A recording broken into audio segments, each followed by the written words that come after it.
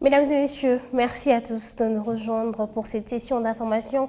Commençons ce journal par cette triste information. Un incendie d'origine inconnue a ravagé la nuit de mercredi à jeudi 12 janvier 2023 le marché de Mayangos situé près du parquet de grandes instances de Béni, non loin de l'hôpital général de référence de la ville et la prison pour femmes. Tous les dépôts des vivres et non-vivres dans ce marché implanté au quartier résidentiel dans la commune de Bungoulou sont partis en fumée.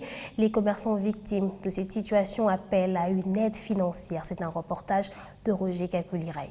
C'est un spectacle désolant au marché de Mayangos ce matin. On peut constater des dizaines de dépôts de vivres et non-vivres situés dans ce marché qui sont partis à fumer avec tout leur contenu. Lando Kitemeko, présidente des femmes exerçant dans ces marchés, n'arrive pas à donner une précision sur l'origine de l'incendie. Les gardiens nous disent que c'est à partir des Djangfa que le feu a commencé. Ils ont fait de tout leur mieux pour arrêter l'incendie sans succès. L'origine du feu n'est pas connue. On n'a pas vraiment de précision. Il n'y a pas eu d'intervention. Seule la population a tenté de sauver quelques articles.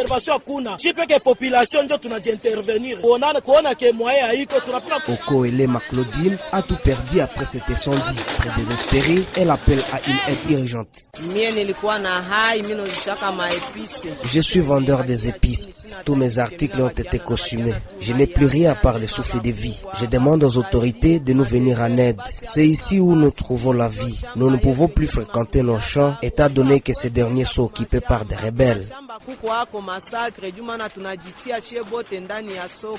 La matinée de ce jeudi, nombreux commerçants, propriétaires de dépôts et étalages ont été visibles sur place pour constater les dégâts. Très dépassés par la situation, Delphin Kambale Moussavouli 4 d'IRCD-KML appelle à une enquête. Et c'est inacceptable. Nous passons, on doit mener des enquêtes pour savoir réellement ce qui s'est passé. Parce que dans ce marché, il y a les gardiens. Et tout juste à côté, il y a la police nationale congolaise. Il y a le service de l'ANR qui est à côté. Mais vous allez comprendre, c'est seulement les commerçants qui ont été victimes. On doit mener les enquêtes autour de ça. Disons que c'est le deuxième cas d'incendie spectaculaire dans ce marché. En avril 2017, plusieurs capitaux étaient encore partis à fumer dans ce marché construit avec des maisons à plage à majorité.